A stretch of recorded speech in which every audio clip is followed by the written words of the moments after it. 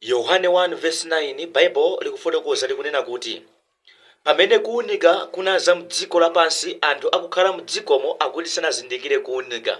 Aleluya. Ndimafuna kuti ndikulankhule mawu awa.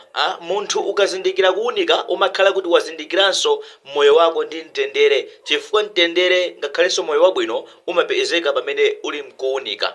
Koma onse amene ali mu mdima, amene sanathe kuzindikira kuwunika, sazatha kuona kuwala pakati pa moyo wawo pokapoka azazindikire kuwunika.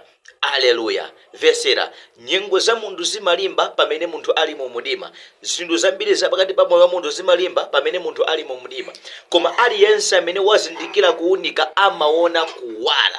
Aleluya. Vesera, mdima ndi umene umaphimba anthu ochuluka kuti asaone kuwunika. Tikati kuwunika ndikuti munthu umapeza mtendere, chifukwa munthu amene ali mu mdima saona mtendere. Mulungu akuthandize mu dzina la mphamvu la mwa Khristu Yesu mu Nazareti.